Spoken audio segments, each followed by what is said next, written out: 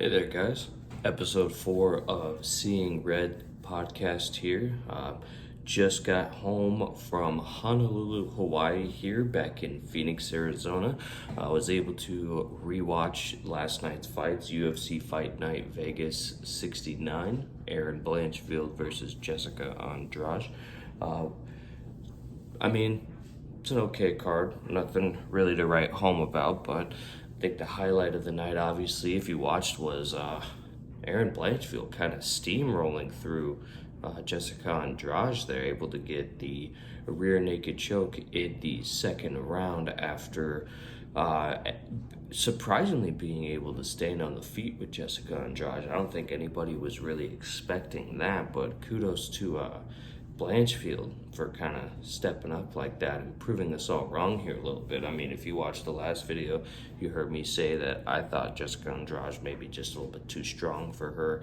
I don't really know what Andrade's game plan was. I know it was kind of mentioned in the post show too, and I agreed with it, but she was kind of leading with her chin up. Like when she was swinging, she would swing leading with her face open and chin up. Then maybe that's why she was able to get hit a little bit more than we were expected to see. But either way, Erin Blanchfield, wow, really showcased her skills there and showed why she is like a top prospect in that division. I'm definitely excited to see her, if her call out works, where she calls out the winner of Shevchenko versus Grasso. So it'd be really good fight between either one of those, whoever wins, whether if it is Grasso and Blanchfield or if it is Shevchenko and Blanchfield. But either way, I think that it's a phenomenal fight, especially for a young up-and-coming talent like Blanchfield is. I mean, she just went from number 10 and beat number 3, so expect a higher ranked number next to her name probably come Tuesday is probably when they update the rankings there. But yeah, I mean, that was a great fight there. Really showcased her abilities. Kudos to Blanchfield. I think that Andrade probably maybe overestimated or underestimated, better said, what Blanchfield is able to do in certain scenarios. So makes sense why the fight ended the way it did, because I mean, I know Blanchfield has been training for this fight coming off the announcement of her versus Tyler Santos and then getting Andrade instead. So I mean, she was looking at facing a top ranked opponent. Different styles obviously between Santos and Andrade, but still, at least in a training camp, looking to get a higher number next to her name. But Andrade was just coming off that win against Lauren Murphy in end of January there. So, I mean, who knows if she was actually in the training rooms a lot, if she was in any type of training camp, because remember, this is only a week notice there, so you only really take that with a grain of salt. I don't necessarily think that Andrade should have taken the fight in hindsight. I mean, going into it, I was probably like, okay, yeah. I mean, Andrade, 125. It's not like she has to cut a ton of weight. I don't think Andrade walks around super heavy, so I don't think she'll be diminished going into that weight class there. But I think really what played a big factor was kind of like the size, because Blanchfield definitely being the bigger opponent, Andrade being the stronger one, but I don't think it really mattered at that point there. I think Andrade needs to kind of take a look and see exactly what she wants to do with her career. I think maybe even a drop back down to strawweight might be a good option to go with there, just because with that division, it's a lot more moving pieces. The champ in that division has kind of changed hands, so on and so forth. I mean, you had Joanna, she fought. Rose, she already fought. Zhang, she already fought. So she's already fought the top 3 that kind of have been changing the title hands recently there. Carlos Esparza as well too. But I mean, with Joanna out of the picture, I don't think Joanna will be coming back. There's a little bit more wiggle room at the strawweight division for her, to where I think she might be able to get a better favorable matchup as well too. So kudos to Erin Blanchfield for going out there and getting the job done against a really highly ranked opponent. I expect her to do big things, and kind of depending on the Grasso and Shevchenko fight goes, which Honestly, I think people might be overlooking Grasso a little bit. I haven't really taken a look at see what people are predicting, but I'm just assuming since it is a Shevchenko fight, everyone's going to be riding on Shevchenko. So I would assume people are not really riding super high on Grasso there, but still, I would say Grasso probably has a good chance of beating Shevchenko there just because of how slick her boxing is. And I don't think Shevchenko's fought really anybody since maybe Nunes with very slick boxing. But even then, Grasso comes in combination. She's not just 1, 1, 2, 1, 2, 3, 1, 2. She actually can follow through with 4 or 5 combinations going into that fight there. So who knows? Grasso might be Shevchenko's toughest test because, I mean, we weren't expecting Santos to be Shevchenko's toughest test today, but hey, look at it. Who knows? People might be, or the ladies at that division might be kind of catching up to Shevchenko there, because that's one thing about having a champion that's so dominant in a division like that is that everybody's skill level kind of rises to the occasion and kind of rises to where the champion is at in order to get closer to capturing that belt. So we'll see how that fight goes, and then if Erin Blanchfield does get the title shot after that. But I know it's only 2 weeks away, so the timeline does work out in her favor there. But, I mean, another thing to kind of consider, too, I mean, Erin Blanchfield even said on the post-fight show she was willing to take another fight with another highly ranked opponent to get her ready for the title shot there, which I'm impressed that she kind of took that route, knowing that the UFC may or may not give her the title shot. They might be like, hey, we don't want to give you the shot right now. Because to be honest, if the original fight that happened was Santos and Blanchfield, and Santos went in there and just kind of ran through Erin Blanchfield, I mean, number 1 versus number 10, just looking at it ranking-wise, I don't think that Santos would be getting an immediate title shot after that. So who knows? They may not be planning another Shevchenko fight till maybe the end of the year.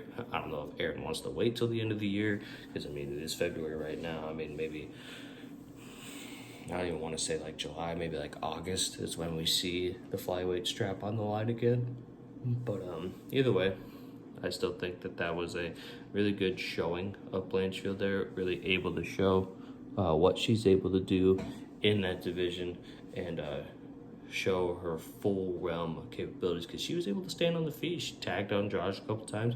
She's able to eat a shot as well too, which is more important, especially when Andrade is the one that's hitting you in that division. I mean, not really many knockout artists known for that division there, so kudos to her for getting the job done, getting the second round rear naked choke in, and moving on up. Who knows? Maybe we'll see her fighting for the title maybe mid-year. Hopefully. I would like to see it. I think she's earned it. She's only 23, so let's get her in there. Let's get her working. But watched some of the fights there. I know that it wasn't really the most exciting card. I know one fight that I was watching that I was like, wow, this is not their best showcase. Prochnio, however you say it, but William Knight. My God, man, what are you doing? Like, I don't even know what to say. I mean, he just was eating leg kicks the entire time, just getting kicked apart, which I could expect Prochnio to do since he is the taller fighter. He's the longer fighter, probably wants to stay at range, knowing that William probably hits really hard. So I would expect him to kind of keep the distance there and throw kicks back and forth. But, man, he beat up William Knight's legs. That was bad. Like, I was not expecting that, really. I mean, I was able to see the results of who won last night just because I got home super late, and I was like, okay, those are the fights I see people talking about. Let me go back and rewatch these. And, man, I don't think we see William Knight in the UFC much longer. I think he might get cut after this fight there, because I think he's on a losing streak for sure. But, wow, that was just a bad performance. And I mean, it wasn't like a standout performance by Prochnio either. I mean, he did what he had to do to win, I guess. And I mean, when you're a guy like Prochnio, where your UFC debut, you got knocked out by Sam Alvey and kind of made a mistake in that fight, rushing in and getting hit with an overhand left and just getting flatlined like that. You kind of have to just build up some wins if you want to stay in the organization there. So, I mean, he got to do what he had to do to, protect his career, kind of like just protect his paycheck as well too. So, I mean, I understand the game plan going in as well, but man, William Knight didn't. I don't know what his plan was. He did like the mannequin challenge the whole time, just stood there and just ate leg kicks for 3 rounds. And I mean, you even saw at the end of the 3 round, like he looked over his corner and just shook his head, and he was just like, nah, I don't know what's going on. But that was not the best showing by William Knight. I don't think you'll be seeing much of him anymore. If anything, I think he maybe gets cut, maybe gets signed to like Horizon, ONE FC. I think Bellator is probably not going to happen there, just because I believe, just from looking at Bellator, they're trying to get more and more I wouldn't say legitimate fighters, because every fighter in Bellator, they're legitimate, but they're trying to raise their competition level to be somewhat comparable to the UFC's there. They want to be a competitor of the UFC. They don't want to just be the B squad to the UFC there. I mean, you got Nemkov, Corey Anderson, Ryan Bader, Storley, Johnny Eblin. You got all these really good guys. You got the Magomedov lightweight there, the Pitbull brothers. So, I mean, I feel like they're really trying to break a new leaf there and become more of a competitive organization to the UFC. So I would say expect them to probably pass on signing William Knight, unless they just want someone who's intimidating looking on maybe like their prelims, or maybe to open up the main card, just because of how absolutely jacked to the gills William Knight is. But yeah, wasn't William Knight's best showing. I would say expect him to be fighting in Asia sometime here soon. But another fight that I was actually kind of looking forward to, if you watched the last episode, and again, I know I stated it in the description, but man, I am so sorry about that sound quality. That was my bad. I don't know what was going on. Maybe my AirPods weren't connected or what, but you could barely hear me through that thing. So if you watched it, humblest apologies. That was not my best work, but we're still learning, we're still growing. That's what we're here to do. I'm here to just do this for fun there, learn by my mistakes, and hopefully it gets better with time. Who knows? Might have to invest in some maybe like a microphone or something like that, a portable microphone, in case I end up on vacation again. I can bring that with. But in this case though as well too, I know that the fight that I talked about was Jim Miller versus Alex Hernandez. I thought that was going to be a really good fight there. I actually got the prediction wrong though. I thought I was going to see Jim Miller get another dub coming off of the Cerrone fight, but I guess Alex Hernandez, I think his true weight class is 155 there. He tried his hand at 145, didn't really go his way. Got TKO'd by Billy Quarantillo, so I think you see a lot more Alex Hernandez at 155 rather than trying his hand at 145 there. I think he's just too big. It's just too much of a weight cut for him. I just wouldn't advise it. And his coaches, Mark Montoya and everybody like that over there at his gym, I think they recognize that as well too. I think they know, like, hey, let's stick at 155. I know you're fighting guys that maybe are slightly bigger than you, which is weird to say because, I mean, Alex Hernandez he's jacked. I mean, the boy is definitely not out of shape. So, I mean, I would expect him to kind of stick around at 155, try and maybe make another run in that division. Now, do I see him entering the top 10? Probably not. The lightweight division is a shark tank, but with a performance like that, I mean, I could see him getting a top 15 opponent. I could see him getting someone that's ranked pretty high up in that division. Not super high up, but I would say from 10 to 15, just to see how he does, and if he wins that fight, who knows? You might see him in the top 10 or fighting for at least a top 10 spot.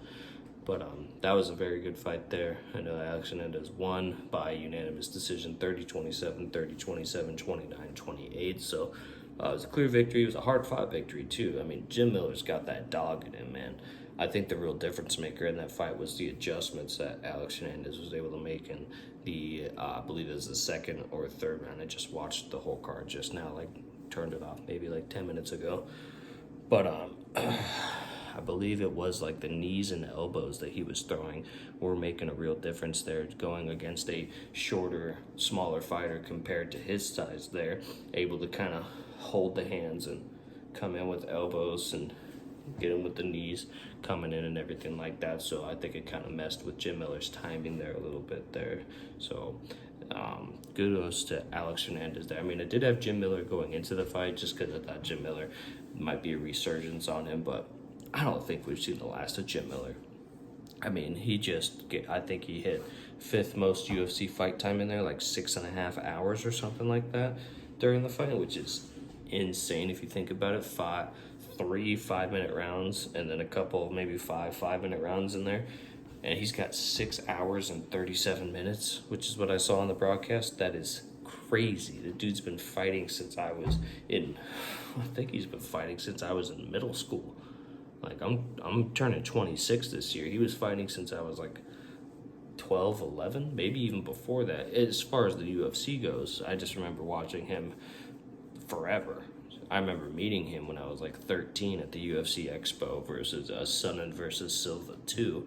Nicest guy ever, too. I mean, most fighters, when you meet them, they are super nice. They're super humble. I mean, why wouldn't they be? I mean, they have nothing to prove. They're fucking fighters. So, but, I mean, Jim Miller, I will always be a fan of him. Alex Hernandez definitely deserved the win, in my opinion, there. But to go over some other fights, man, poor OSP, man. Owen St. Preux gets knocked out by Felipe Lins, and that was a kind of a shorter fight, so I was able to catch that one. He just got caught with that left hook. Now, I heard maybe a couple people saying that it was an early stoppage. I don't think so. Not with a guy like OSP who's taken a serious amount of damage over his career there.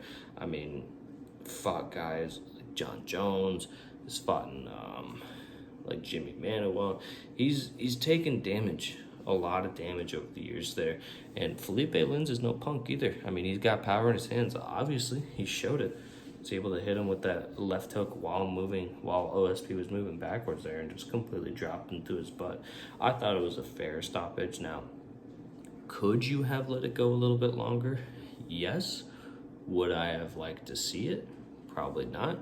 Would that have changed the course of the fight?